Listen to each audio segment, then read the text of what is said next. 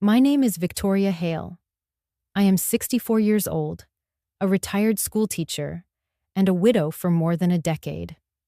For most of my life, I poured myself into two things: my family and the hundreds of children I taught to read, to count, and to believe that kindness mattered. I never became wealthy, never traveled the world, never lived in a grand estate. But I had a good marriage until cancer took my husband, Richard, and I had a daughter, Clara, who was the pride of my days. I built my life around small acts that rarely made the newspapers, but they made me who I am. 2 weeks ago, I sat in my kitchen holding a cup of tea in my hands when my daughter's fiancé, Andrew Whitmore, called me.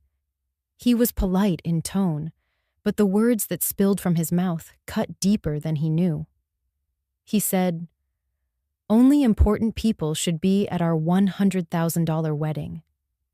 He meant that my friends, my neighbors, and the colleagues who had stood by me through decades of teaching did not belong.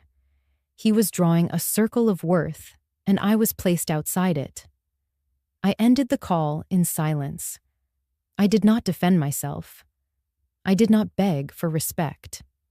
I simply placed the phone on the table beside my teacup, and I listened to the ticking of the old kitchen clock. In that silence, something shifted. He thought I would stay quiet forever, that my silence was weakness. But silence can be sharper than any blade when used at the right moment. That night, I opened my worn address book, the one Richard and I had kept through years of PTA meetings, school fundraisers, and construction projects he once managed.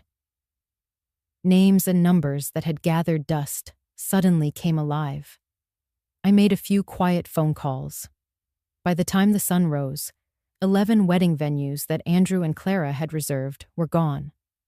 Contracts were canceled, deposits refunded, calendars cleared. From the country club by the Hudson to the ballroom in White Plains, each place found a reason why the Whitmore wedding could not be held there.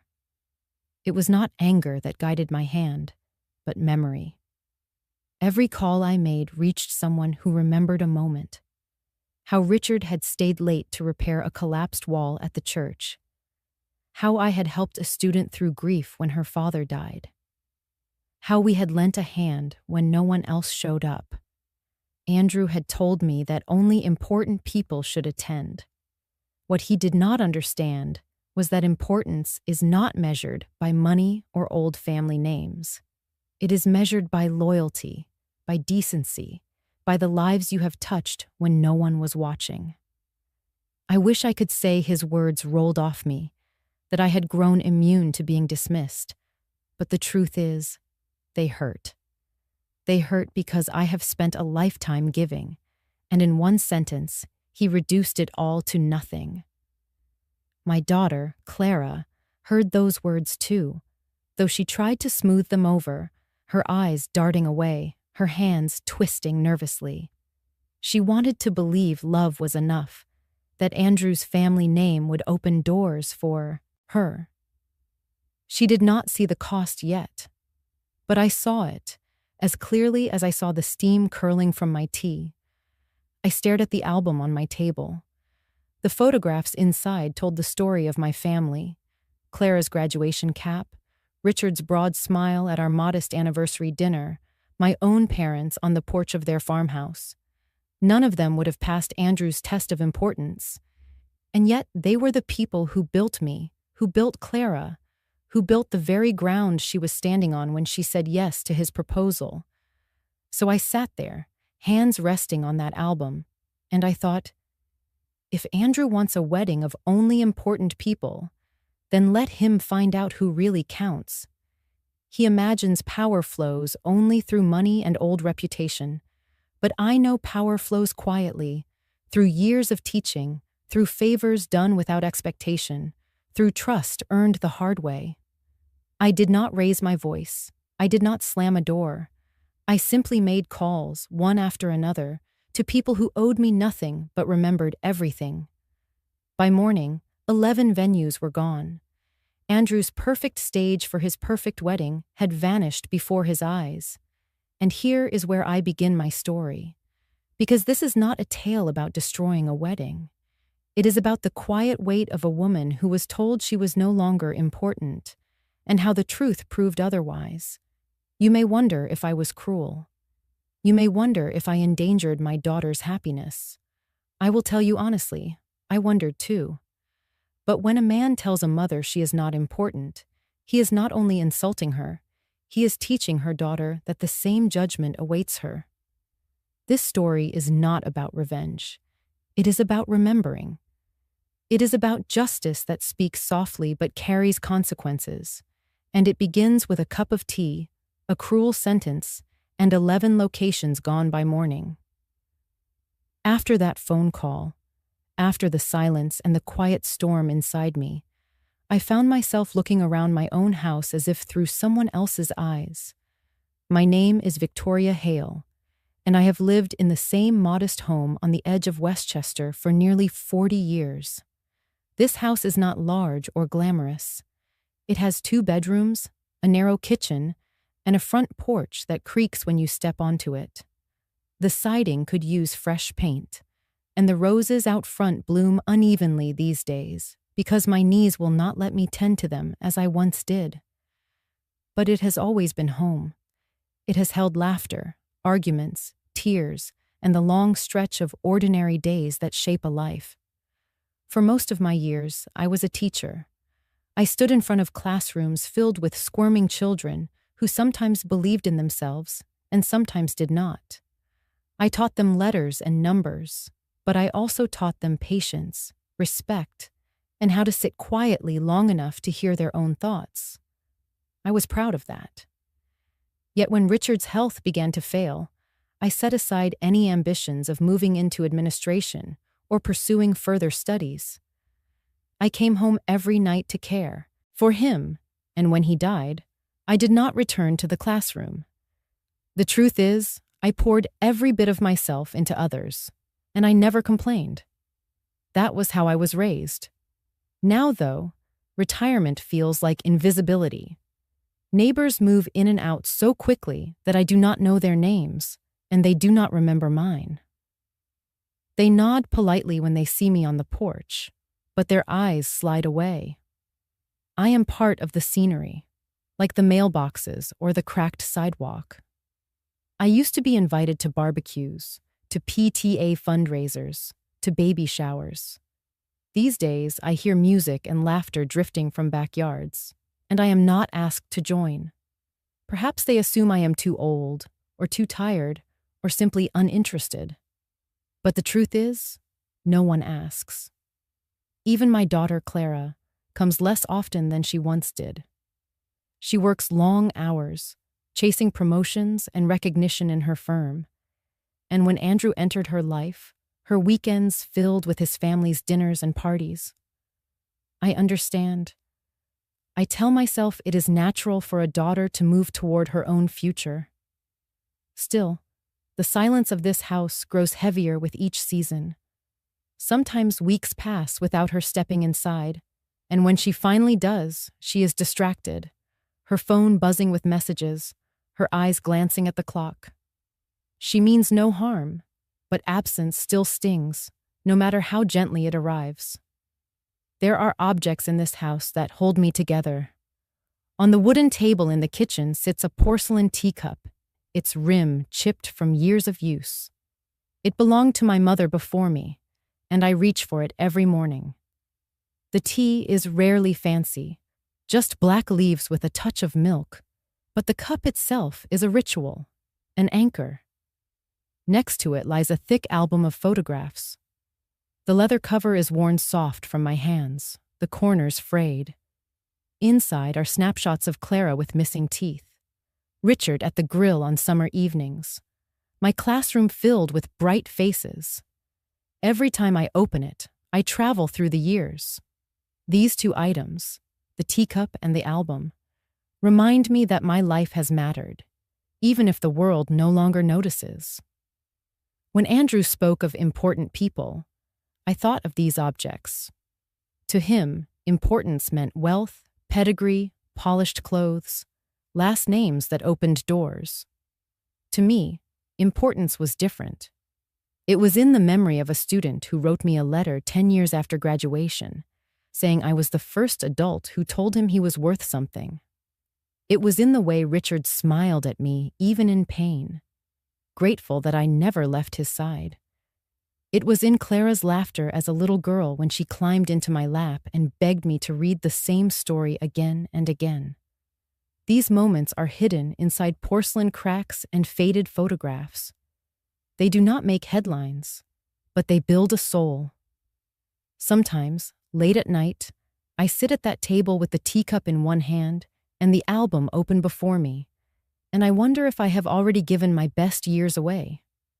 I wonder if, in the eyes of people like Andrew, I am nothing more than a woman who grew old quietly, who is no longer relevant.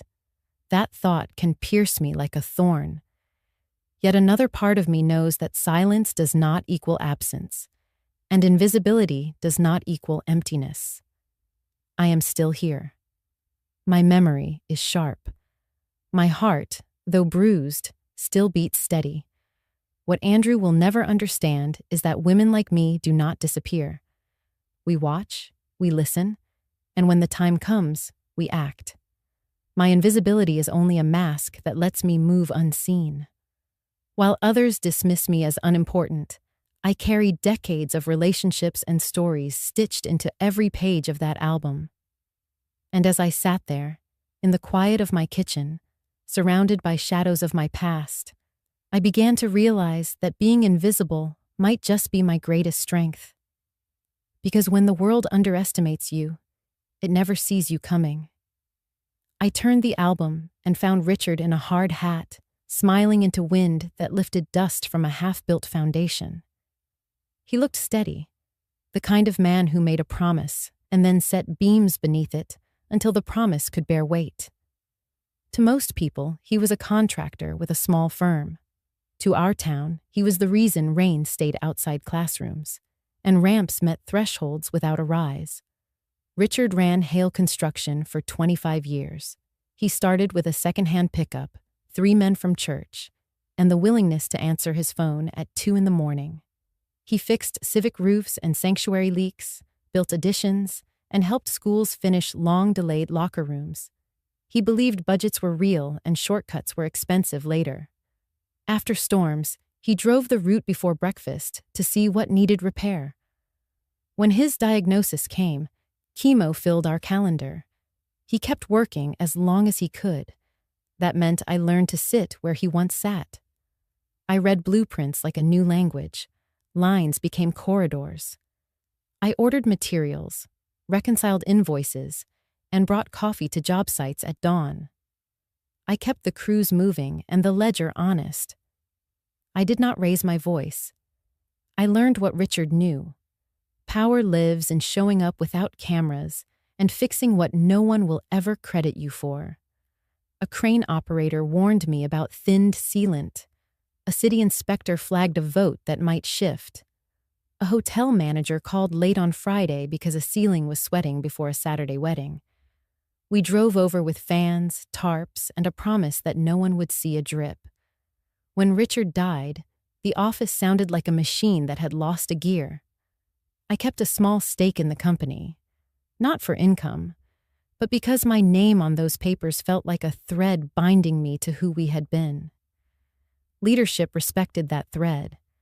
They sent updates, asked advice when a school board needed phasing, invited me to the ribbon cutting when the community center finally opened. I stayed quiet, but I stayed present. I wrote thank you notes by hand. I brought cookies to the permit office before storms. I kept phone numbers in an address book under first names and reasons to call. Margaret Liu, now an events director, saved a note from the year she learned English in my classroom. Daniel Price remembers when our crew ran heaters through a blizzard to thaw sprinkler lines for a banquet that could not be postponed. None of this lives on social media. It lives in the ledger people keep in their chests. Andrew does not know that ledger exists. He sees my chipped teacup and assumes I am a relic who should smile and step back from the seating chart. He sees a retired teacher and forgets that retired does not mean removed. He believes importance is inherited.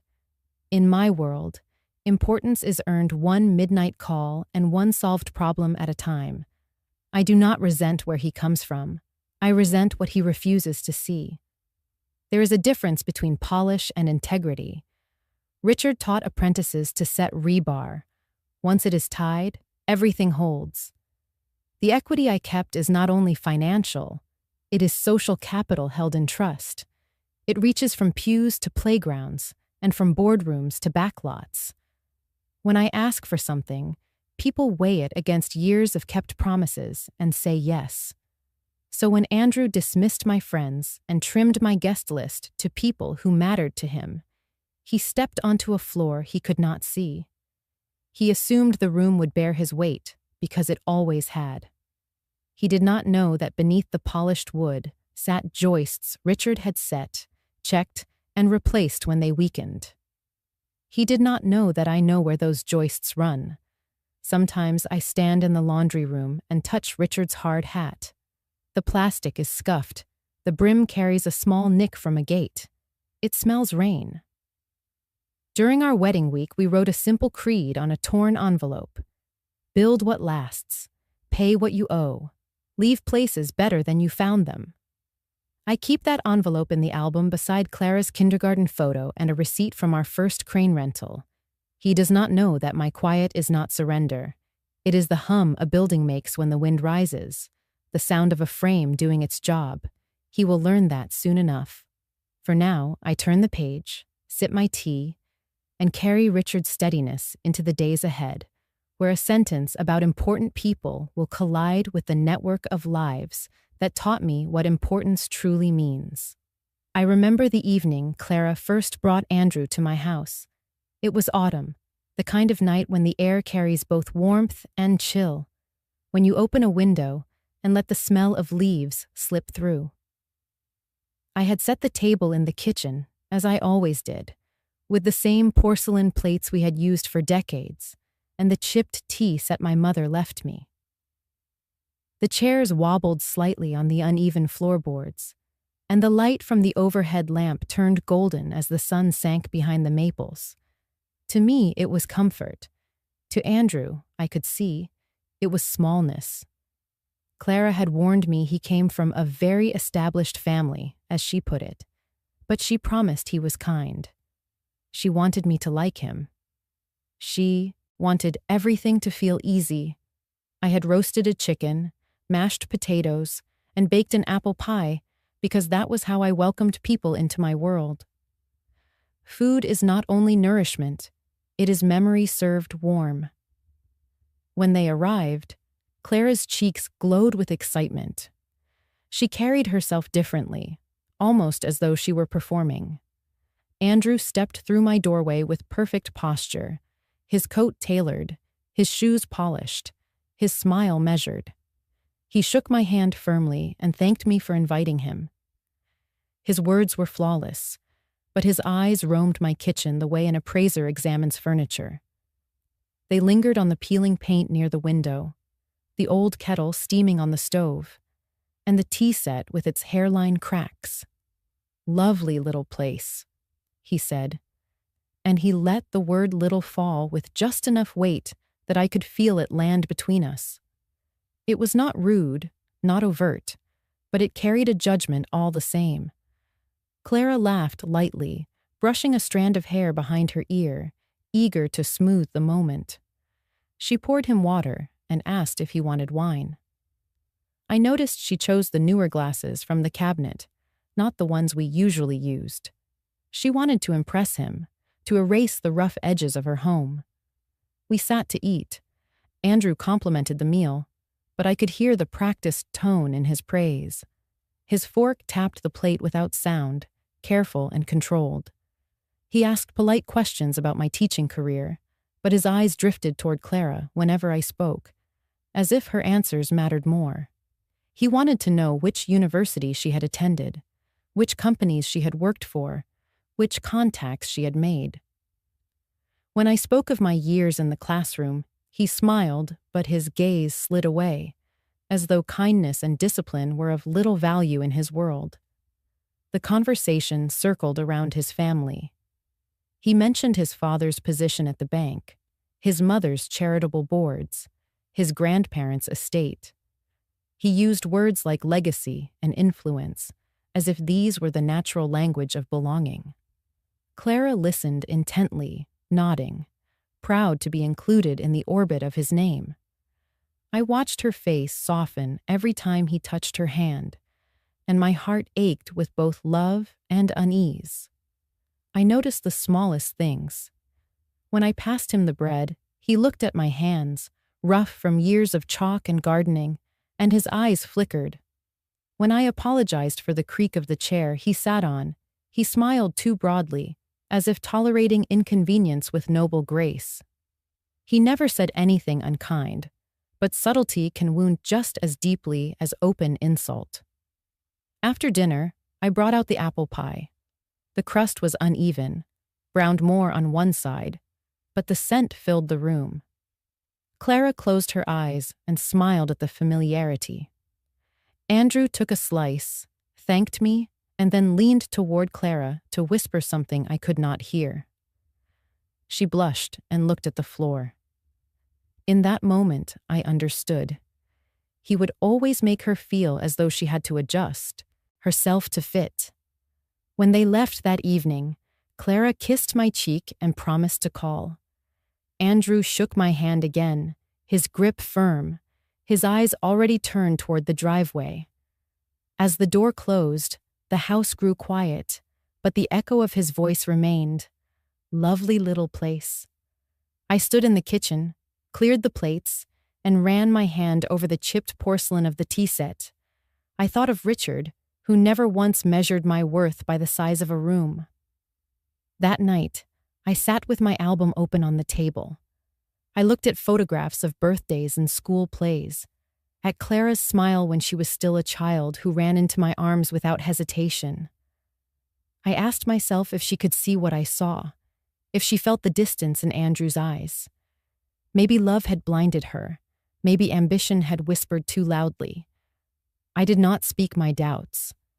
I knew my silence, patient and steady, would keep me ready for the moment when truth revealed itself.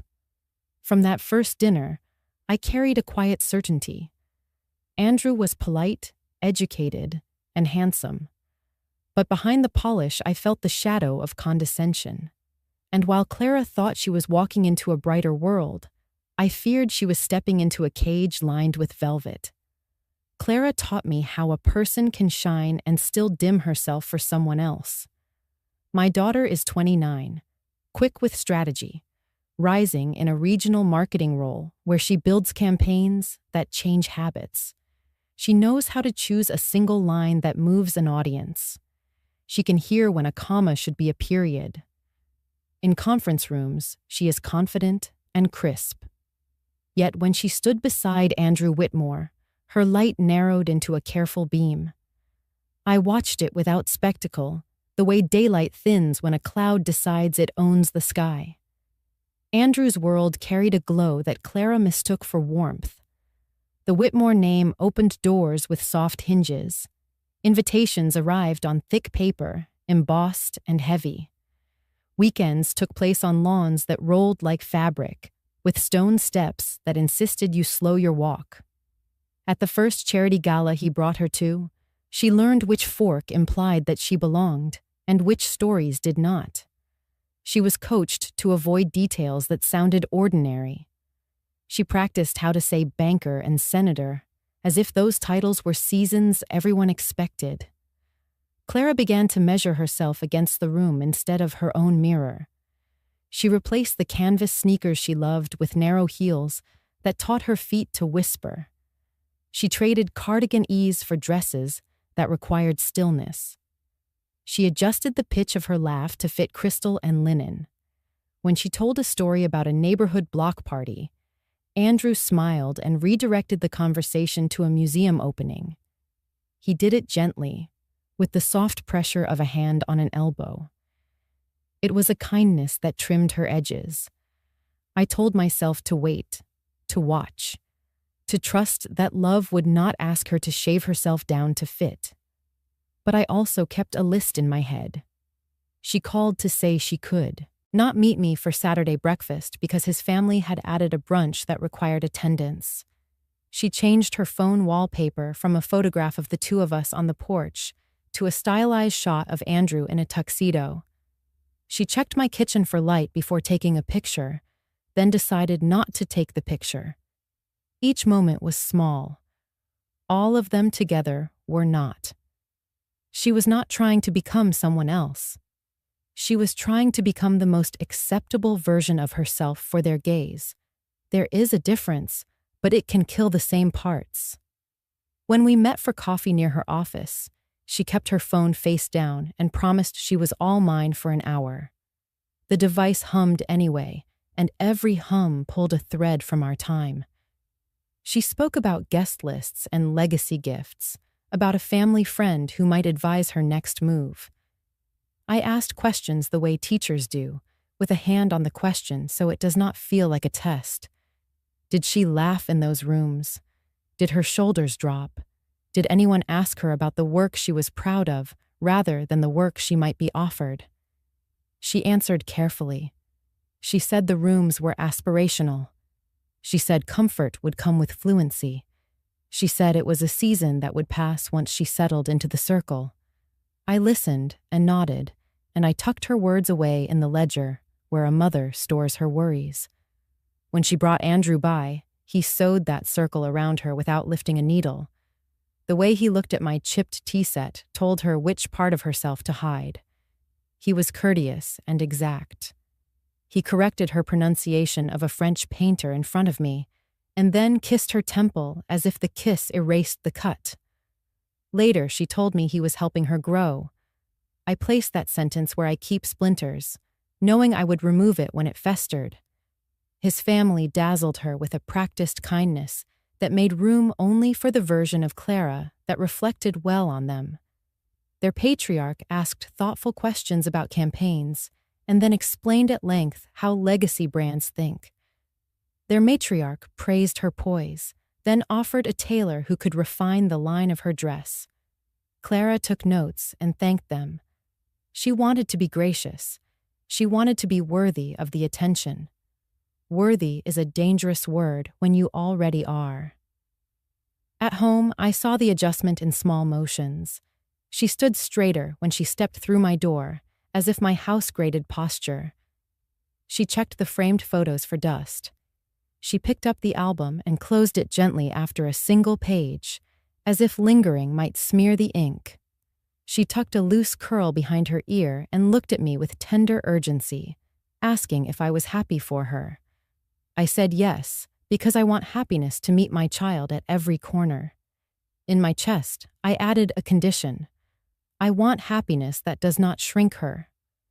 A mother's job changes shape, but it never retires. I remembered Clara as a girl who directed a street full of children with chalk and a whistle. I remembered the way she read poems out loud in the living room, tripping on big words and laughing at her own courage. Standing next to Andrew, she became a woman who waited for permission to fill the air. She did not see it. I did. She was learning to fold herself to fit the mold they held up to her. The fold lines were faint, but real. I kept my voice even and my presence steady. I told her no future worth living requires your shrinking. She kissed my cheek and called me sweet. She said I did not need to worry. Maybe she believed that. Maybe she needed to believe it. I made tea in the chipped cup and placed the album on the table, 2 anchors against the drift. If the world tried to make my daughter small, I would give her back her size, even if I had to stand alone to do it. The first wounds rarely bleed. They arrive quietly, disguised as suggestions, softened with smiles. That is how the trimming of my life began, on paper, with a pen, at Clara's kitchen table. She had invited me over one Saturday to finalize the guest list. I carried a folder of names I thought deserved a seat at her wedding.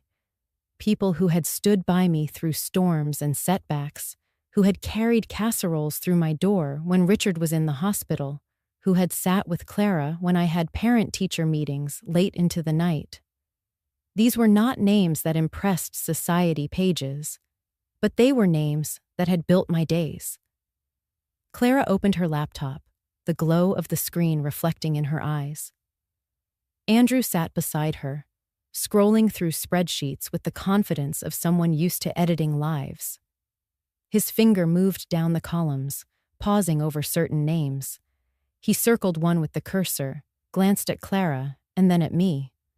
Mom's friends might not fit the vibe, he said. The words were casual, as though he were choosing flowers instead of people. Clara looked at me quickly, searching for my reaction, then back at him. Maybe we should just keep it streamlined. You know, for balance, I sat there with my list in my lap. Names written in my careful script. Margaret from the library, who gave Clara her first job shelving books. Mr. Harris, the retired custodian who had fixed Clara's bike more than once. The Rodriguez family, who had lived next door when we had nothing but a leaky roof and a prayer. These names meant belonging. To Andrew, they meant inconvenience. Lovely people, I'm sure, he continued, his tone gentle. But a wedding reflects the families involved. The Palmers, the Whitmores, our circles expect a certain atmosphere. He had slipped from my daughter's fiancé into an ambassador of lineage, speaking as though he held centuries in his pocket. I heard Clara sigh. She wanted peace. She wanted to please him. I could have spoken then. I could have explained that my circle had kept me alive when nothing else could, that my so-called unpolished friends had built more character in their hands than money could buy. But I stayed, quiet. My silence was not consent. It was memory. I etched every word into the ledger I was keeping, a ledger Andrew did not know existed. Clara tapped the keyboard, deleting names. Each tap was soft but sharp to me. She did not look at me while she pressed the keys. She was trying to protect herself from the weight of my eyes. It's nothing personal, Andrew said, as if personal dignity were not already spilling on the floor. It's just reality. Optics matter. When people walk into a room, they notice who is sitting where, who is part of the family. You want everything to shine. That word settled in the space between us. To him, shine came from chandeliers and designer gowns. To me, shine came from loyalty, from love that did not flinch when life turned brutal. I folded my list and slipped it back into the folder. My hand moved calmly, though inside I felt something break. Not a large break, not yet. Just a small crack, the kind you find in porcelain long before the handle falls away. Clara reached for my arm as if to soften the moment. Mom, it's just logistics. We'll celebrate with your friends another time. Maybe something more casual, like a backyard party. Everyone will still feel included. Her voice was gentle, but the suggestion was cruel in its innocence. A backyard party, as if loyalty deserved plastic plates, while prestige deserved crystal. She did not hear herself. Love had made her deaf. I nodded and said nothing. I let them continue adjusting columns and rows, assigning human worth like numbers on a budget. My eyes drifted to the window. Outside, children biked down the street, their laughter rising like bells. None of them knew yet that someday someone might weigh their importance by table placement. When the list was complete, Andrew leaned back with satisfaction. Clara looked tired, as though she had been pulled in two directions for too long. I kissed her cheek before I left and told her the meal had been lovely. She smiled with relief, mistaking my calm for agreement. That night, back at my house, I placed the folded list inside the family album. It lay there among photographs of birthdays and graduations. its deletions whispering louder than the smiles in the pictures. I touched the chipped rim of my teacup and thought, he does not see it yet, but each cut adds up. And I do not forget. Because silence remembers what pride ignores, and silence, when ready, speaks with consequences. We toured the venue on a bright Saturday that flattered marble and glass. The lobby smelled of lilies. A pianist rehearsed down the hall. Andrew moved ahead like a man who expects doors to part. Clara followed, her hand tucked into his arm. I walked a step behind. At the reception desk, a woman in a navy suit welcomed us and led us toward tall doors. "Our wedding planner will meet you in the ballroom," she said. When the doors opened, light poured across a floor that gleamed like water. The planner approached. Andrew did not wait for introductions. He gestured toward me with a half smile. "She's Clara's mom. She used to teach." The pause before the clause hung like a shrug. Used to. I felt how the words pushed 3 decades into a drawer labeled past and small. The planner looked at me, and something flickered in her eyes. "Mrs. Hale," she said, "it is good to see you."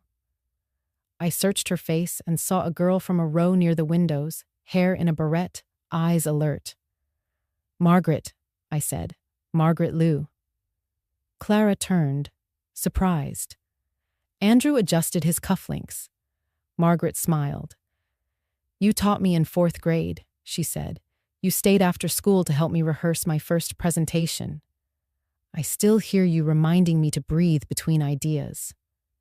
She shook my hand, then covered it with her other hand. Andrew cleared his throat. "Let us review layout and capacity. We have concerns about optics and flow." He spoke to Margaret. "Our families are bringing guests with certain expectations. We prefer elevated finishes, controlled lighting, a seating chart that highlights key relationships." Clara nodded. Margaret opened her portfolio, but she angled it toward me first. "We can ensure the head table has sightlines for everyone who matters," she said, then glanced at me as if to say that mattering is not a synonym for money. She walked us through options, yet each time Andrew tried to glide past me, she found a way to include me. "Mrs. Hale, how does this feel from a teacher's eye?" she asked, and I answered softly about flow and how people move. Andrew approved when my comment aligned with efficiency. He ignored it when it aligned with dignity. "We will keep the floor clear," he concluded, "and reserve front tables for important guests." He did not hear Clara's intake of breath. Margaret heard it. Her eyes flashed, then settled. We stepped onto the terrace. Sun brushed the river. A breeze lifted the linens. Andrew framed the view with his hands. "Legacy," he said. "This will read as legacy." He shifted and placed me in shadow with a shoulder that blocked the light. I stepped aside and let the shadow pass. Inside, Margaret offered water. When Andrew and Clara drifted toward the bandstand, Margaret lowered her voice. "You were the first adult who told me I could lead a room," she said. "I have not forgotten." She glanced toward the couple. "If there is anything you need from me today, say it." "Today I am just the mother," I said, and felt the sentence fray as it left my mouth. Margaret handed me a card anyway. On the back, she wrote her direct number, then a quiet line. "You truly matter here." My throat tightened. I tucked the card into my purse as if it might break. We rejoined Andrew near the stage. He was debating a string quartet versus a 12-piece orchestra. He nodded toward the ceiling. "We can program the lights to feel more refined." He glanced at me, as though refinement were a language I did not speak. "We will limit speeches to keep the tone elevated." "Elevated," Margaret echoed, neutral. "Of course." She looked at me again as if placing a steadying hand on my shoulder without moving. "We can also create moments that feel human." Andrew smiled thinly. "Human is fine, so long as it remains elegant. In a room built to make everything shine, the smallness of his sentence settled over me like dust. I folded my hands to keep them still. I will not argue, I told myself. I will remember. Margaret's gaze met mine for one quiet beat, a mirror reflecting the dignity he tried to diminish. On the way out, Andrew thanked the staff and gathered brochures as if collecting evidence of status. Clara squeezed my arm and whispered, "Wasn't it beautiful?" It was. But beauty without respect is only light on glass. As the doors closed behind us, the ledger in my chest gained another line. Somewhere behind those doors stood a woman who remembered the child she had been, and the teacher who believed in her, a witness whose presence had begun to tip the room. The words came through the phone with the ease of someone who had never been corrected. "Only important people should be at our $100,000 wedding." Andrew's voice carried no malice. It carried something colder, certainty. I did not answer right away. Instead, I looked at the chipped rim of my teacup, steam rising in the late afternoon light. My hand felt steady, though my chest was a storm. I placed the cup carefully on its saucer, the porcelain clicking against wood like a small gavel. That sound marked the end of something I had carried quietly for months. The sun dipped low, painting my living room in amber. Light stretched across the table, landing on the family album that never left its place. The leather cover was worn soft by years of turning. Clara's childhood face smiled from the first page. Richard's steady eyes watched from the second. The rays caught the edge of a photograph, setting it aglow, as if to remind me of the foundations we had built. Ordinary by Andrew's measure, but everything by mine. For a long moment, I just breathed. Inhale, exhale, the way I used to teach nervous children before their first recital. My silence must have unnerved him. "Did you hear me, Mrs. Hale?" He pressed, with a polite edge that dressed disrespect in fine cloth. "Yes," I said finally. My voice was calm, level, almost soft. He mistook it for agreement. He continued about guest lists, about optics, about legacy. I stopped listening. My mind had already moved elsewhere. Slowly, deliberately, I closed the album. Dust lifted into the air, spinning in the gold light. I thought of every name erased from Clara's guest list, every neighbor who had fed us when Richard's hours were cut, every friend who had stood in our driveway the morning we buried him. Not one of them mattered to Andrew, but to me, they were the pillars that had held up our lives. I traced the spine of the album with my fingers. The ridges felt like a pulse.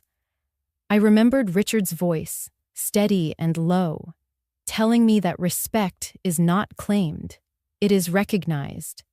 He built houses that lasted because he built trust first. That trust had not vanished with him. It lived in the people whose roofs we had repaired, whose doors we had opened, whose families we had carried through storms. Andrew knew nothing of this world. He saw a retired teacher with a teacup, not a woman with a network woven through decades of work and loyalty. He assumed importance was an inheritance. He did not understand that mine was earned one promise at a time. The phone was still warm in my hand when I realized I would not be silent any longer. Not loud, not vengeful, just steady. I had tolerated the cuts, the list trimmed, the titles diminished, the subtle smiles of dismissal. But this sentence, spoken as fact, had drawn the final line. I placed the phone down beside the album. My reflection wavered in the glass of the cabinet door across the room. A woman with silver hair, lines around her eyes, and a quiet strength that had been mistaken for weakness. I saw myself fully in that moment, and I knew I had been underestimating my own place at this table. I whispered aloud, though no one was there to hear. "No more."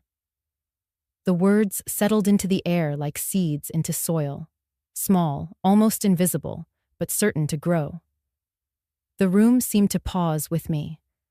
The ticking clock on the mantel slowed, or perhaps it was only my breathing that deepened. The world outside kept moving, cars down the street, a dog barking. But inside, something shifted.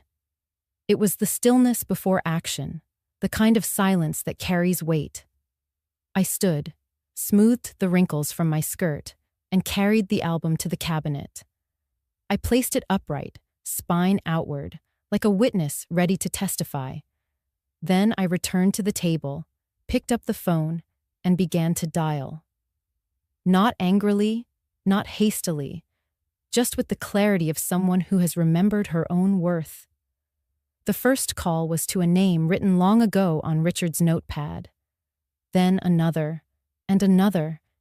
Each ring connected me back to the web of lives Andrew had dismissed. He thought my silence was surrender. He was about to learn it was preparation. By the time the evening shadows stretched long across the floor, I had made several quiet calls. I did not raise my voice once. I did not threaten. I simply reminded people of promises kept, of roofs sealed against rain, of favors done without asking for repayment. And one by one, doors began to close for Andrew Whitmore. The tea on the table had cooled, but I felt warm, alive in a way I had not felt in years. His words still echoed, only important people. I let them echo because soon enough he would discover that importance does not always wear a tuxedo or hold a bank account. Sometimes it holds a teacup, sets it down, and changes the course of a wedding with nothing more than silence and a few phone calls. That was the moment I stopped enduring. That was the moment I began. The first number I dialed was written on the back of Margaret Liu's card. My finger hesitated only once before pressing the final digit. The line rang, steady and familiar, like a clock counting down to something I could not take back. Mrs. Hale? Her voice was warm, surprised, but not uncertain. I didn't expect to hear from you so soon. I closed my eyes for a moment, steadying myself. Margaret, I said, it feels strange to call you that. I still see the little girl who stood in front of our class, shaking, whispering her report on Harriet Tubman. She laughed softly, and you stood behind me and whispered, "Breathe, just breathe." I remember. Her tone shifted, more formal. How can I help you now? The question opened a door. I stepped through carefully. It's about my daughter's wedding. The booking at the Riverlight Hotel. It belongs to the Whitmore family. But Margaret, I need you to cancel it. There was silence, the kind that weighs more than words. I imagined her frowning, biting her lip as she once did when choosing the right answer on a spelling test. That's a large event, she said finally. One of the biggest this quarter. You're asking me to... She stopped, then lowered her voice. Why, Mrs. Hale? I did not list every insult. I did not repeat Andrew's sentence about important people. Instead, I said the truth in fewer words.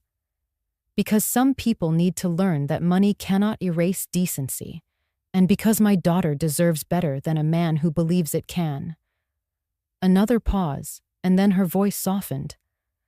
I don't need more explanation. You gave me courage when no one else did. I'll take care of it. I felt the breath I had been holding leave me slowly. Margaret, I don't want you in trouble. This is not revenge. This is a boundary. She replied firmly, sometimes boundaries need to be drawn by people who once taught us how to stand tall. I'll mark it as a family emergency. No one will question it. They'll get their deposit back, but they won't get the ballroom. The practical certainty in her words carried me back to that classroom decades ago, when she finally spoke her presentation loud enough for everyone to hear. I had smiled then, proud of her strength. Now she was giving that strength back to me. "Thank you," I whispered. My hand trembled slightly, but not from guilt, from the weight of memory pressing against the present. "You don't owe me thanks," she said. "You showed me once that my voice mattered. This is just me remembering." We ended the call with quiet goodbyes. I set the phone on the table, then rested my palms flat against the wood. The room was hushed, the kind of hush that comes after rain when the air is washed clean. I did not smile. I did not feel triumph. Instead, I leaned back and let out a long, slow sigh. The album on the cabinet caught the fading light, Richard's face half in shadow, half in glow. "There are debts," I murmured to the empty room, "that are paid not in money, but in kindness given years ago." My words settled in the air like dust motes drifting through a sunbeam. I thought of the times I had stayed after school, listening to Margaret stumble through sentences until she found her voice. I thought of the cookies she had brought me once as a child, shyly offering them in a napkin, because her mother could not afford store-bought gifts. Those moments had seemed small then. Tonight, they had grown into a fortress. Andrew would never understand this kind of currency. His accounts measured only dollars and optics. Mine measured memory, loyalty, and quiet gratitude. And in that measure, I was rich beyond anything he could tally. I poured myself another cup of tea. The steam rose, curling like the invisible ties between past and present. I held the chipped cup steady in my hands, feeling its weight. I did not gloat. I did not celebrate. I simply sat in the silence and let the truth breathe. This was only the first call. Others would follow. But in that moment, what mattered was not the power of what I had done. What mattered was the reminder that seeds planted long ago, seeds of patience, kindness, and belief, had grown into trees strong enough to shield me now. I lifted the cup to my lips and whispered to Richard's photo across the room. "The frame holds, love." It still holds. After Margaret's voice faded from the line, the quiet of my living room filled again. I stared at the list of names written in Richard's old notepad. The ink had faded, but the weight of each connection remained. My hand hovered for a moment, then pressed the next number. The ring lasted only once. "Mrs. Hale?" The man's voice cracked into recognition before I could speak. Daniel Price, now director of the Westchester Convention Center, had once been a nervous apprentice learning how to check fire codes under Richard's eye. "Daniel," I said. "You don't have to explain," he cut in. "I remember when your husband fixed our roof the night before the governor's visit. You two saved my job. If you're calling, it matters. I'll cancel the Whitmore booking before sundown. No questions asked." The call ended with a promise, not paperwork. My throat tightened. I hadn't asked for loyalty.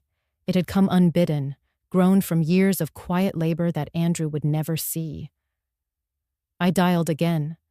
The phone barely finished its first ring. "Victoria Hale?" Well, I'll be Bill Turner's voice carried the grit of salt air, the same grit that had once coated his hands when Richard rebuilt the Marina Pier after a hurricane. "Bill," I began, but he interrupted with a chuckle.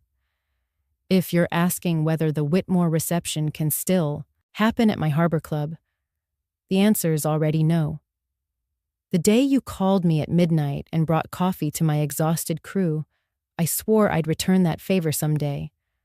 Looks like today's the day." The words landed like an anchor dropped clean into the water, firm, resolute, irreversible. One by one, I moved down the list. A banquet manager who remembered my handwritten notes of thanks. A hotel director whose daughter I had once tutored after school, free of charge, until she could read confidently.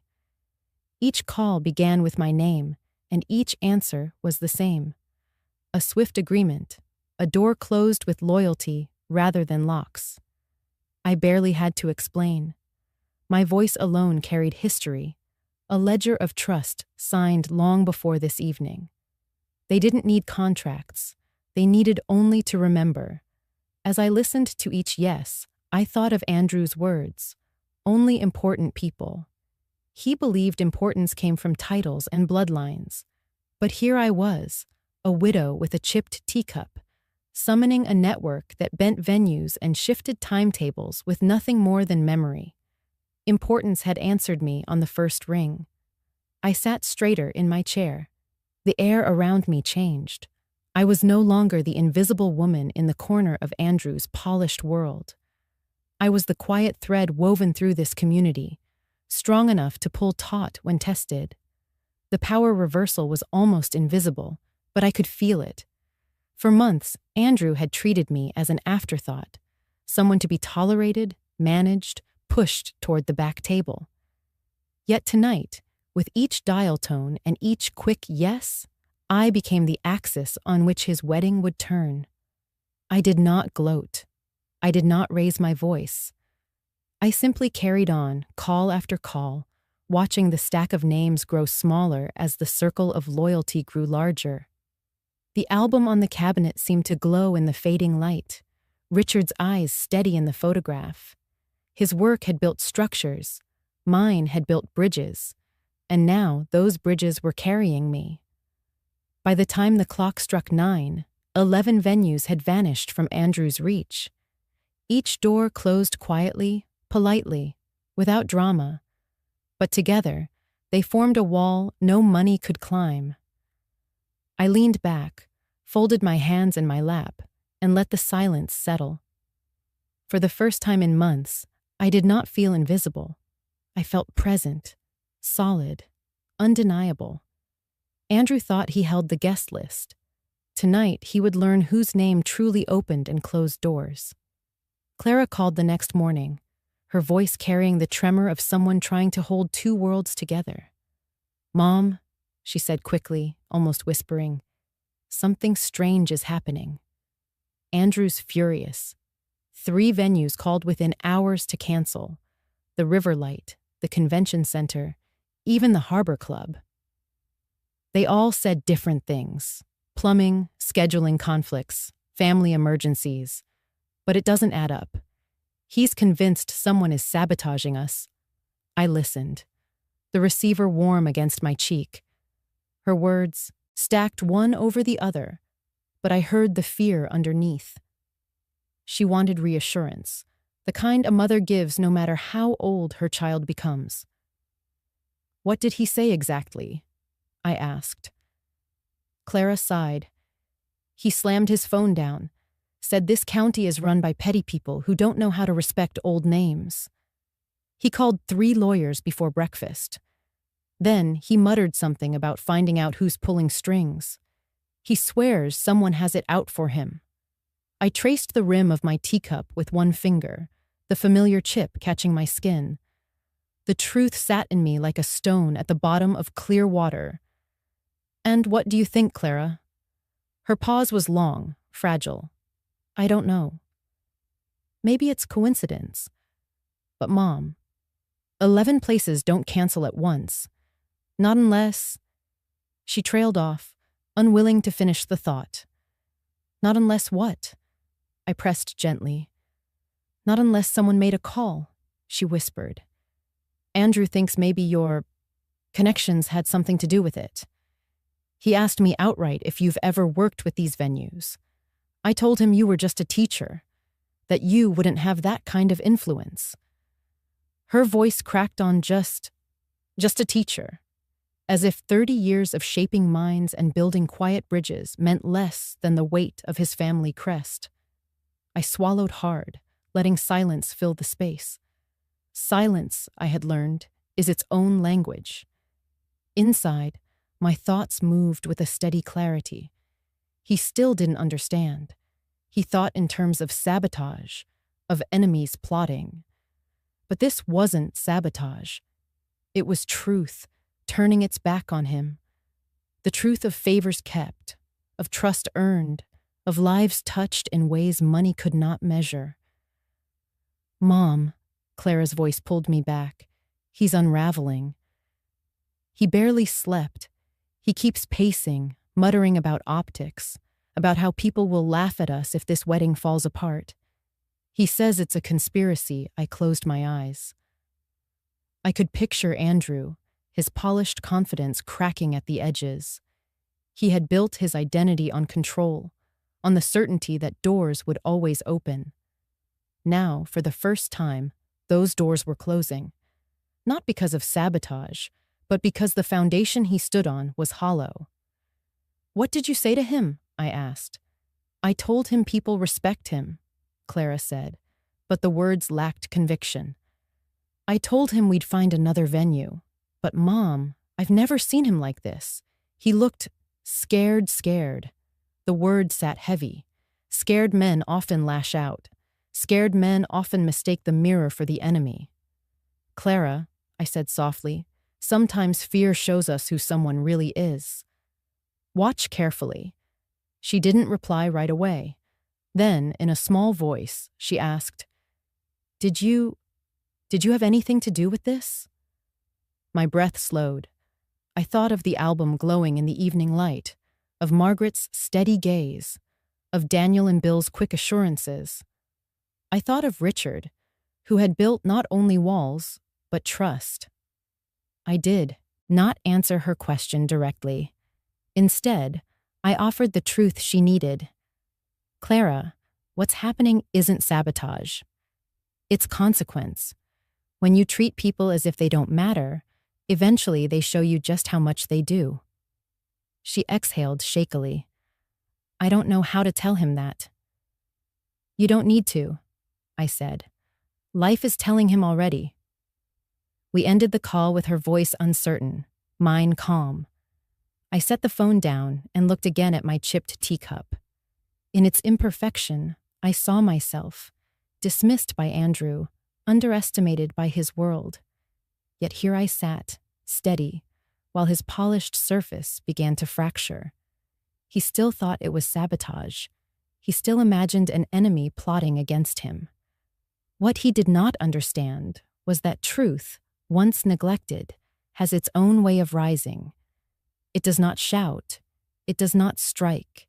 It simply turns, quietly, and walks away from those who never honored it. And when truth turns its back, even the grandest wedding collapses into silence. The phone rang just after dusk, its sharp tone cutting through the stillness of my house. I knew who it was before I lifted the receiver. Some voices arrive even before they speak. "Mrs. Hale," Andrew said, clipped, his polish cracking at the edges. "Did you do this?" He didn't waste time on courtesy. His tone carried the panic of a man whose world was unraveling, thread by thread. I could hear the rustle of papers in the background, the hollow echo of an expensive room that suddenly felt smaller. I didn't answer right away. Instead, I let silence stretch across the line. Silence has weight. It forces the other person to feel their own words echo back at them. I could hear him breathe, faster now, as if the lack of my reply pressed harder than any denial could. "Don't play games with me," he snapped. 11 venues don't vanish overnight by coincidence. Someone is pulling strings, and every trail points back to you. "Did you sabotage this wedding?" I studied the teacup cooling beside me. Steam had long since vanished, leaving the faint trace of earlier warmth. My hand rested on the family album, its spine solid against my palm. Richard's face looked up at me from the photograph on the first page, steady as ever. I thought of all the calls I had made, not in anger, but in remembrance. Not sabotage. Memory awakened. Finally, I spoke, my voice calm, even softer than his. "Maybe," I said, pausing long enough for the word to settle. "Maybe the important people finally remembered who I am." The silence that followed was heavier than thunder. I imagined him gripping the phone, struggling to process words that carried no apology, no fear. What does that mean? He demanded. Are you admitting something? Again, I let quiet answer first. Silence unsettles men like Andrew, who rely on control, on explanations that can be managed. The absence of words leaves them with only themselves. It means, I said, at last, that importance isn't defined by a headline or a family crest. It's defined by what you leave behind in people. And perhaps those people decided you weren't worth their rooms, their tables, their light. He exhaled sharply, a sound between disbelief and rage. You're trying to ruin me. To ruin Clara's future, I closed the album slowly, the sound of pages meeting one another like the closing of a door. No, I said, firm but quiet. You're doing that on your own. For a moment, neither of us spoke. The line hummed between us, alive with the weight of things unsaid. I pictured him pacing, jaw tight, hands restless. I sat still, my shoulders relaxed, the quiet filling me like breath. Finally, his voice broke through, brittle. You don't know what you're up against. I almost smiled, though he couldn't see it. Andrew, you still think this is a contest of power, but it isn't. This is the sound of truth catching up. He tried again, angrier now. You'll regret this. My family has influence you can't imagine. Perhaps, I said gently, but influence without integrity collapses faster than a roof without beams. I taught children that lesson in my classroom, long before you ever thought to lecture me about society. He sputtered, searching for words, but I gave him none to hold on to. Instead, I let silence descend again, thick and undeniable. Answer me, he barked finally, desperation bleeding through. But I had already given him all the answer he would ever get. Silence as shield, silence as mirror, silence as power. When he realized I would not speak again, the line went dead. He had hung up first, but I was the one who ended the conversation. I sat back, listening to the clock tick steadily on the mantel. For the first time in years, I felt the weight of invisibility lift. He had tried to make me small with words. I had undone him with none at all. The chipped teacup, the family album, the stillness of my living room. These were not signs of weakness. They were anchors. They were reminders. They were the quiet proof that the so-called unimportant people could carry a force that even Andrew Whitmore could not control. Silence had spoken, and he had heard it louder than anything I might have shouted. The phone rang late, when the house was already folded into quiet. I nearly let it go to voicemail, but the second ring carried something fragile, something that tugged me from my chair. When I answered, Clara's voice spilled out, broken and raw. I just want this to work, Mom, she sobbed. I just want it all to work. Her words pierced through me. I could picture her sitting on the edge of her bed, makeup smudged, dress still hanging in the closet like a promise she wasn't sure she could keep. My daughter, who had always been so composed, was unraveling. Clara, I said softly, steadying my voice so hers might find an anchor. Tell me, what's in your heart, not what Andrew expects you to say. There was a pause, filled with muffled tears. He's so angry, Mom. He says people are out to humiliate him. He says if I just stand by him, if I show loyalty, we can overcome this. But I don't know anymore. I feel like I've been shrinking, like I'm not enough unless I'm part of his world. And still, he looks at me like I might not measure up. I closed my eyes, the weight of her confession settling into me. For a moment, the teacher in me wanted to correct, to guide, to point her toward the answer written so clearly between the lines. But the mother in me knew she needed to find it herself. Clara, I asked quietly, does he love you, Or does he love the doors you open for him? Her breath caught. Silence stretched, fragile as glass. I could almost hear her mind turning, replaying every moment, every smile, every gentle correction Andrew had given her as if polishing her down to fit a mold. "Mom," she whispered finally, "I don't know. I thought he loved me.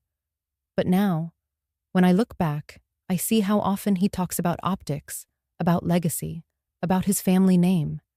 He doesn't ask about my work, my ideas. He tells me what I should wear, who I should be around. And I let him." Her voice cracked. What if I've been confusing control with love? My hand tightened around the phone, but I kept my tone even. Love doesn't ask you to erase yourself, Clara. It doesn't require you to shrink to fit. Love makes room. It celebrates. It honors. She wept softly, the sound of a heart realizing it had been bartering pieces of itself. But I wanted it so badly, Mom. I wanted to belong, to feel like I finally fit into a world that seemed bigger than me. I looked toward the family album, still resting where I had left it. Richard's face looked back at me, calm and steady. I remembered how he had loved me, without trimming, without conditions. We built a life not on optics, but on trust. "You already belong, Clara," I said. "To me. To the people who raised you, who held you when you scraped your knees, who cheered at your graduations. You don't have to earn that belonging. It's yours." She was quiet a long while, and in that silence, I felt the weight of the question pressing on me. Should I let her decide, even if her choice wounded her deeper? Or should I stand between her and a man who mistook possession for love? The moral conflict knifed through me. A mother's instinct is to protect, but a woman's wisdom knows some lessons can't be borrowed. They have to be lived. I wanted to shield her. I also wanted to trust her strength. "Mom," she said finally, her voice fragile but clearer, "what if I've made a mistake too big to undo?" "No mistake is too big to step away from," I told her. "The only mistake is staying when you know you deserve better." Her sobs quieted. She sniffled, then whispered, "I don't know if I'm brave enough." "You are," I said firmly, though my own heart trembled. "You've always been brave. You just forgot for a while." When we hung up, the silence of the house closed in again. I set the phone down gently, but the question stayed, echoing louder than the ticking clock. Do I let her walk this path alone, or do I step in, knowing the cost of silence? I touched the album's spine, my fingers tracing the grooves worn deep by years. Somewhere between those pages lay the answer, not just for me, but for Clara. For now, all I could do was hold my breath and pray she would see herself clearly before the world convinced her to disappear. The news did not come from Andrew or Clara. It arrived the way gossip always does. Quick, sharp, carried on lips that taste a little too eager. By Tuesday afternoon, I overheard it at the market. Two women stood near the apples, whispering loud enough for half the aisle to hear. "Did you read the society column?" one asked, adjusting her sunglasses though we were indoors. "The Whitmore wedding, canceled at 3 venues in 1 week. Some are saying the bride's side isn't up to standard." The other woman gasped, her hand pausing above a bag of oranges. "Not enough class, you mean? Old money doesn't mix with, well, you know." Her eyes flicked past me, not recognizing me at all. I placed my basket down gently, took my time selecting a head of lettuce. Silence is a cloak. I wore it easily. They didn't know that the woman they were dissecting was standing 2 feet away. By evening, the whispers had grown louder. A neighbor stopped me at the mailbox, lowering her voice. "Victoria, I don't mean to pry, but people are talking. They say the Whitmores can't seem to find a venue. Some are wondering if your side isn't a good match. She tried to soften it with a smile that never reached her eyes.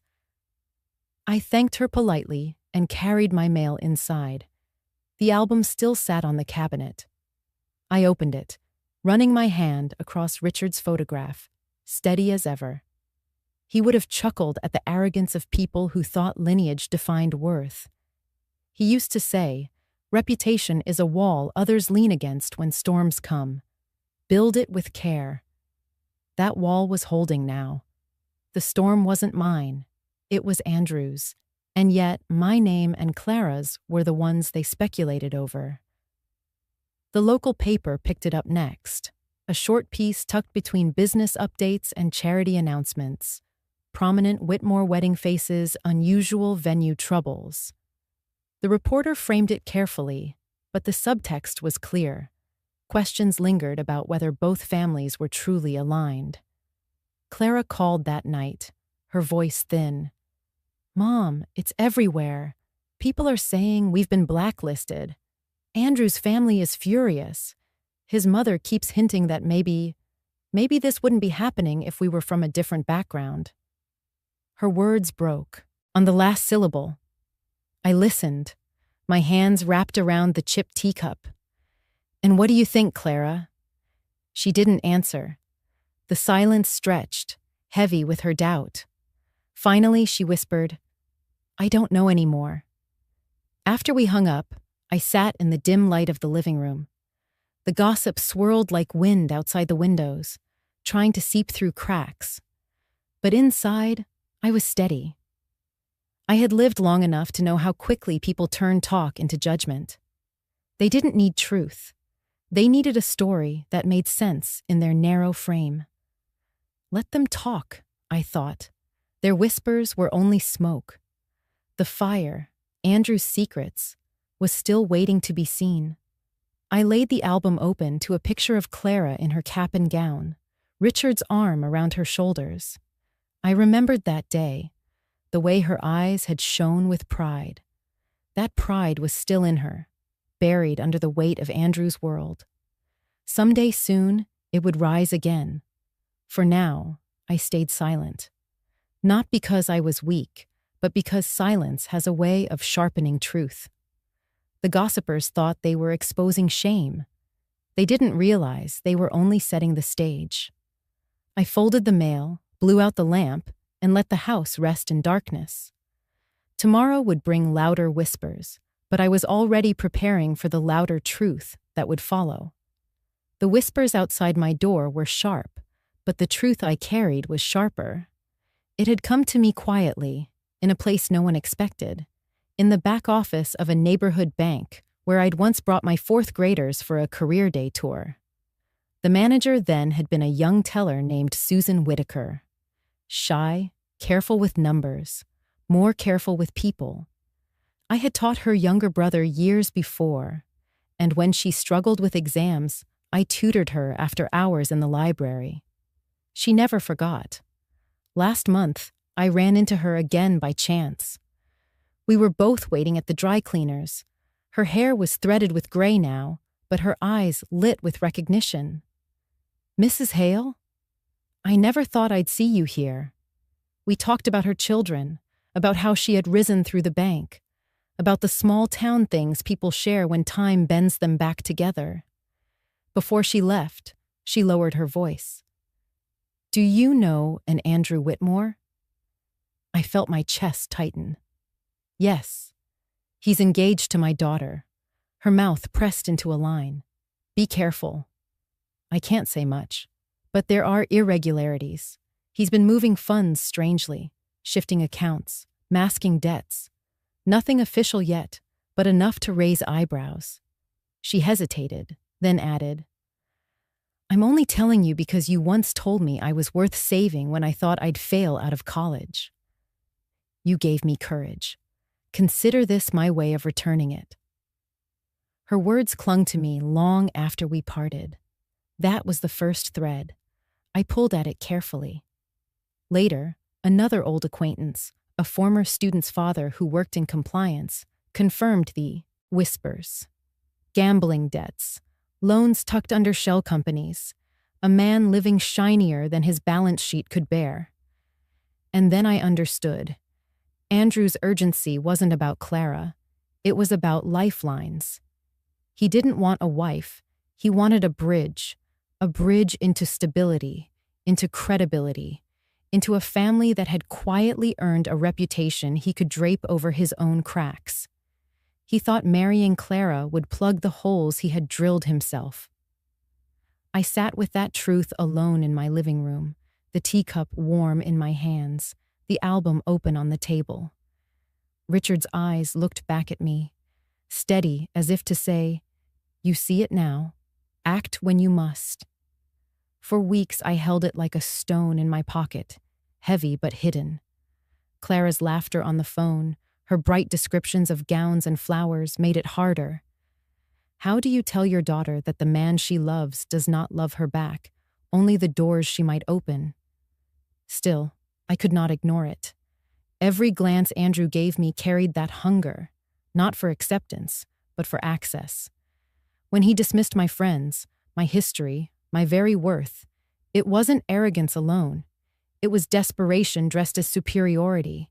He needed to keep her tethered, to blind her with chandeliers before she noticed the floor crumbling beneath him. No one else saw it. Not the gossiping women at the market, not the reporters, not even Clara. At least not yet. They all thought the cancellations were humiliation, bad luck, petty sabotage. They whispered that maybe we weren't refined enough. But I knew the unspoken truth. Andrew Whitmore was drowning, and he meant to use my daughter as his raft. That night I sat long in the silence, every tick of the mantel clock measuring my resolve. Protecting Clara did not mean shielding her from pain. It meant giving her the chance to see clearly, even if what she saw broke her. I whispered into the room, though no one was there but Richard's picture. He doesn't love her. He loves the doors she carries. The words settled, heavy and final. And in that stillness, I felt the shift again. The slow turn from endurance to action. The kind of action that does not roar, but reshapes the ground beneath a man who thought it would always hold. The calendar moved forward, stubborn as ever, until the date circled in gold ink was only days away. The invitations had already been sent, the caterers booked, the florists waiting. But there was one problem no ribbon could hide. There was no place left to hold the Whitmore wedding. Each morning brought another polite refusal. Venues that had once welcomed Andrew's calls now closed their doors, citing unexpected circumstances or scheduling conflicts. Behind their careful words was the same truth. They had chosen not to host him. Clara called me often in those days. At first, her voice was frantic, clinging to hope. "Mom, maybe we can set up a tent on the Whitmore estate. Maybe it will still be beautiful." But hope thinned quickly. By the final week, her words came in fragments, weary and trembling. On the eve of what was supposed to be the rehearsal dinner, I heard her tears through the receiver. Andrew's losing control. He's snapping at everyone. His mother, the planners, even me. He says this is all a conspiracy, that someone's determined to humiliate him. He keeps pacing, shouting, demanding we try harder, call more places. But there are no places left. Her voice faltered. "He looked at me tonight, Mom, and said if I really loved him, I would fix this. As if it's my fault the walls are closing in." I held the phone tighter, feeling her pain press through the line. "And what did you say?" I asked. "I said I've done everything I can," she whispered.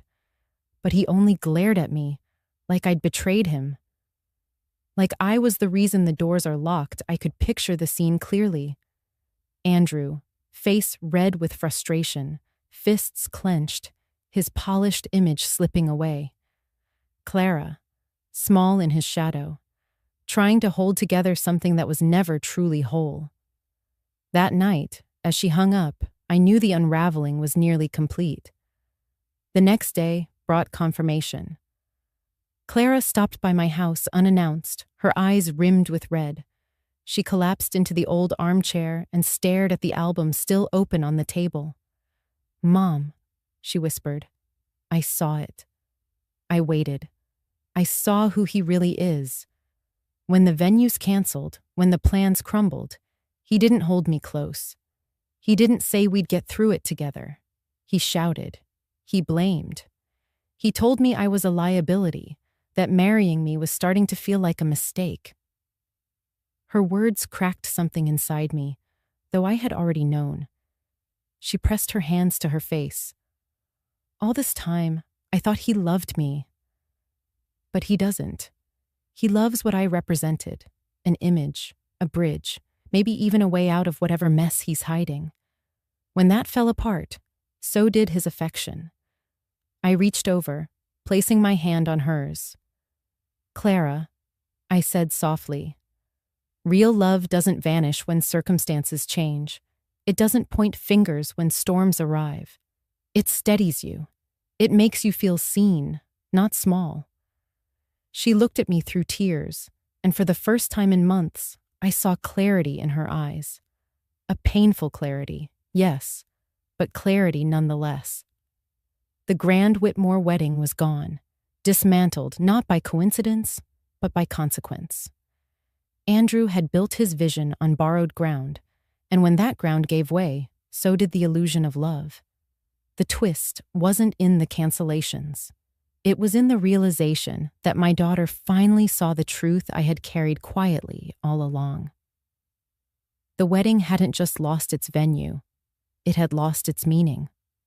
Clara sat in my living room until the sun set, her head resting against the back of the chair, her shoulders heavy but freer somehow. I poured her tea in the chipped cup, the same one that had witnessed every turn of this story. She wrapped her hands around it, not caring about the crack along its rim. And in that quiet, I knew something had shifted. The wedding might have been broken, but perhaps my daughter had been mended in a way she hadn't expected. The confrontation came not in a ballroom or a church, but in the quiet lobby of the hotel where Andrew had tried to salvage a rehearsal dinner. I had gone there to collect Clara's things, fragile pieces of a dream that had already shattered. But he was waiting.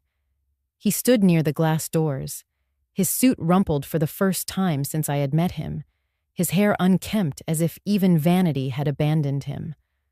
The moment his eyes found me, his face twisted.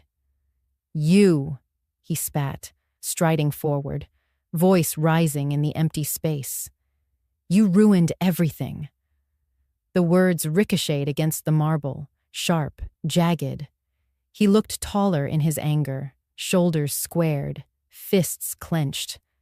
For months I had been invisible to him, a shadow in his grand design. But now his gaze burned directly into me, furious, desperate. I let him stand there, his chest heaving, his polished shoes squeaking against the floor. And then, in a voice calm as still water, I answered, "No, Andrew. I reminded you that not everything can be bought." The air shifted. He blinked, as though the words carried a weight he hadn't expected. His mouth opened, then closed again, his fury stalling against the steadiness of my tone. "You think this makes you noble?" He sneered finally, though the edges of his voice trembled. "You embarrassed my family. You embarrassed Clara. I protected Clara," I interrupted, still quiet but unyielding. "From the truth you hid, from the debts you hoped to bury under her name. You didn't want a wife, Andrew. You wanted a shield." His eyes flickered, a flash of fear breaking through the mask. That small crack told me everything. "You don't know what you're talking about," he snapped, but his voice was thinner now. I stepped closer, the album I had carried pressed against my side.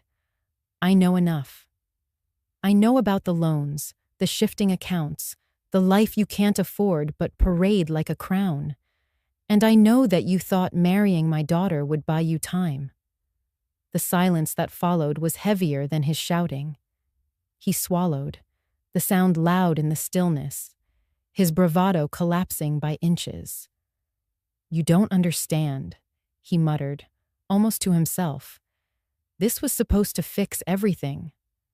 The Whitmore name, the Hale loyalty, it would have worked for you," I corrected. "Never for her." His shoulders slumped slightly, but anger flared again, desperate to survive. "You think people will thank you? You think anyone cares what a retired schoolteacher has to say? You're nothing compared to my family's influence." I drew a breath, steady and deep, then lifted my chin. "I don't need their thanks. I don't need influence. I have something you'll never own. Respect, freely given. You dismissed me as unimportant, yet it was my voice, not yours, that closed every door you thought belonged to you." That was the pivot. His face drained of color, the realization dawning in his eyes. He had spent his life believing power was loud, visible, stamped with crests and signatures. But here, in the quiet weight of my words, he saw a different kind of power, the kind he could never purchase. The lobby felt colder, though neither of us moved. Finally, he whispered, "You'll regret this." "No," I said, my voice like the final page of a book. The only regret would have been staying silent. For a long moment, he stared at me, his jaw working, his hands twitching as if searching for something to hold. But there was nothing left. Not the venues, not the image, not Clara's trust. He had lost all of it, undone by the very woman he thought didn't matter. When he finally turned and walked away, the sound of his footsteps was hollow. I watched until the doors closed behind him, the glass reflecting only me. I stood alone in that lobby, not triumphant, not gloating, simply steady. The reversal was complete. The man who had once smirked at my chipped teacup, who had reduced my life's work to "she used to teach," had finally learned that some lessons arrive too late, but arrive all the same. The next evening, Clara arrived at my house carrying nothing but her handbag and a silence that spoke louder than any introduction. Her eyes were red but clear, her shoulders slumped yet lighter than I had seen in weeks. She sat at the old oak table, where the chipped teacup waited as if it had been saving her place. For a long time, neither of us spoke. Then she opened her hand, and there it was, the engagement ring Andrew had given her. A gleaming circle that had once dazzled her now looked heavy, like a shackle disguised as jewelry. She placed it on the table between us, the metal clinking softly against the wood. "I told him it was over," she said, her voice steady though her hands trembled. "He tried to argue, tried to tell me I was being manipulated. But when I slid this off my finger, he stopped. He just stopped, like the air had been knocked out of him." Her words painted the scene, but I could see it even more vividly than she described. Andrew, standing tall one last time, only to watch the symbol of his illusion slip away, the light catching on the diamond as it left her hand, the silence filling the room after her sigh. Slow down at the pivot. That was the moment everything shifted. Not with shouting, not with lawyers, not with threats, but with a quiet breath and the removal of a ring. Clara's eyes glistened as she continued. "He sank into the chair, Mom." His face crumpled. For the first time, I realized all that anger was just fear. He wasn't losing me. He was losing the cover I gave him, the doors I opened. And in that moment, I knew. This wasn't love. It never had. Then I reached across the table, my hand covering hers. She gripped me tightly, as if she had been waiting months to feel the ground under her feet again. "I forgot, Mom," she whispered, leaning closer, her voice trembling with both grief and relief. "I forgot you've always been the important one." Tears stung my eyes, though I had promised myself I wouldn't cry. Important.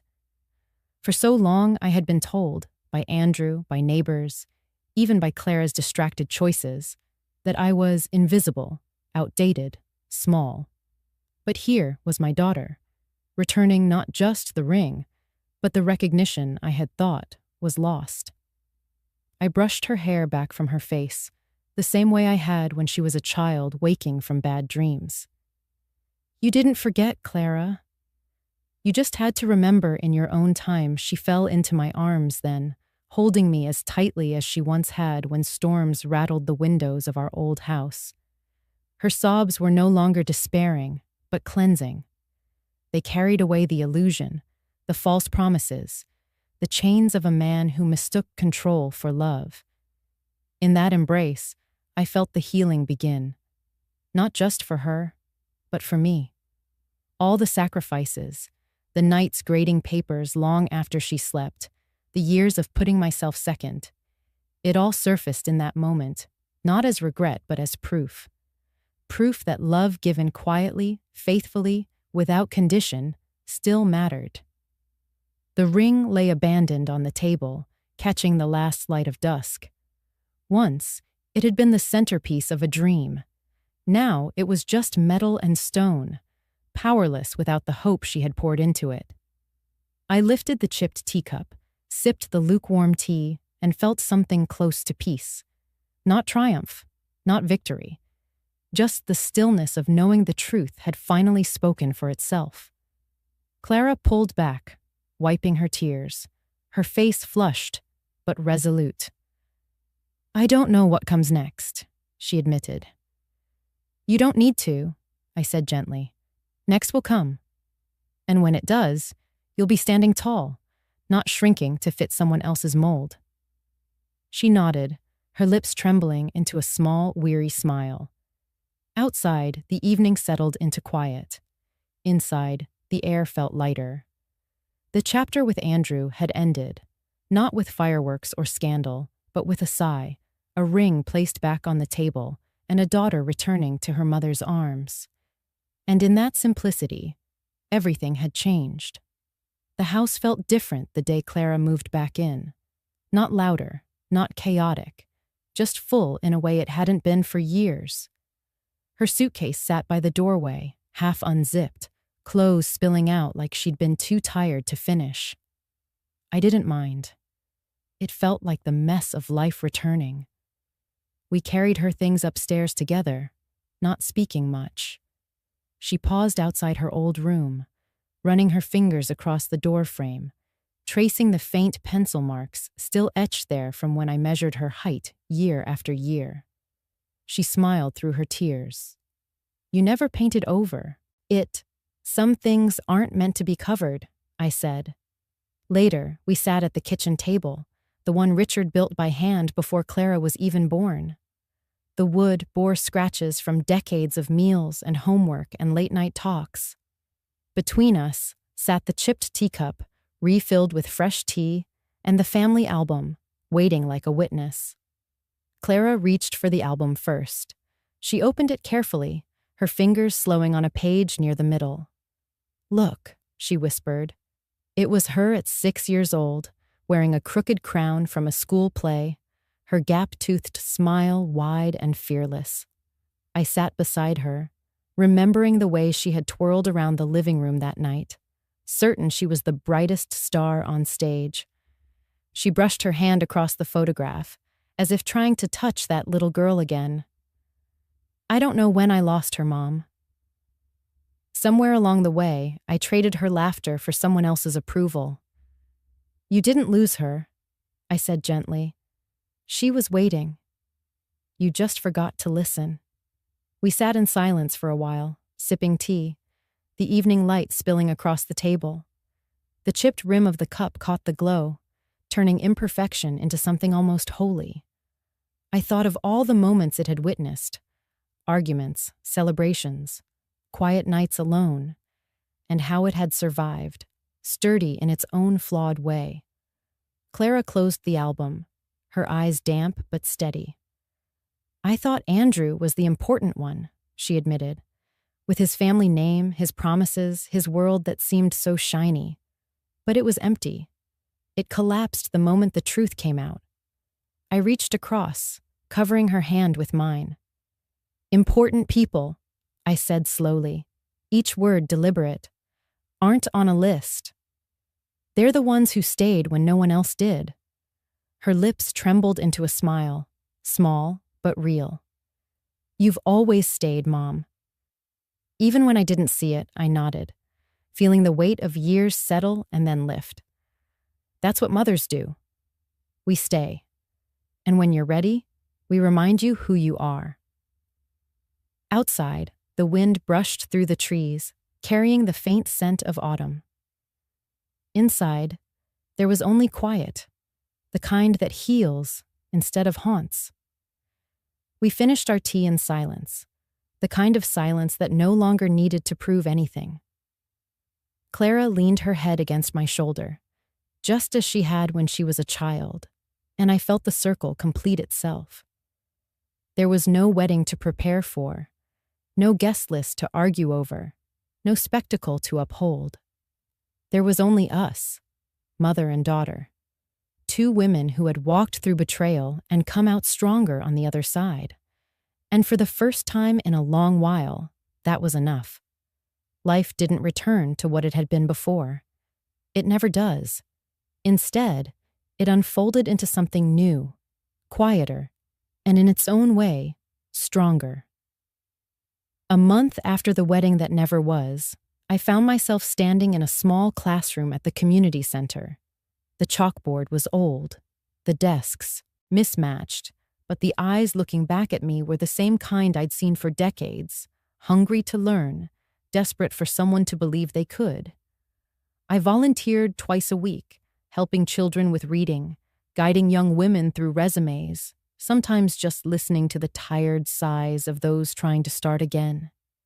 Each time I picked up the chalk, I felt Richard beside me, proud. Teaching had always been my calling.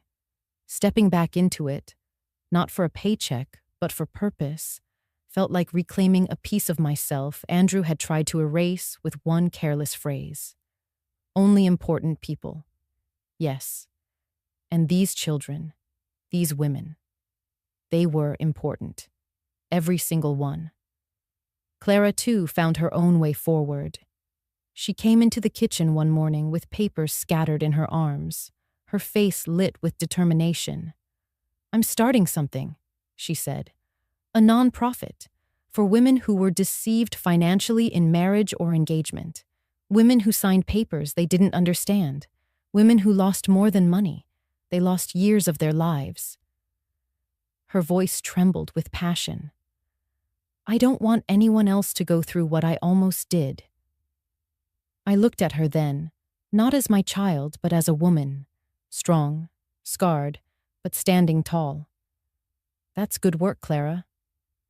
"That's healing work." She smiled, her eyes brighter than they'd been in months. Maybe I had to lose something to understand how to give back. Our days settled into rhythm. Morning tea at the oak table. Afternoons apart, each of us building something new. Evenings together, sharing stories, laughter, sometimes quiet tears. The chipped teacup stayed in its place, a small reminder that broken things can still hold what sustains us. The album, too, found a new purpose.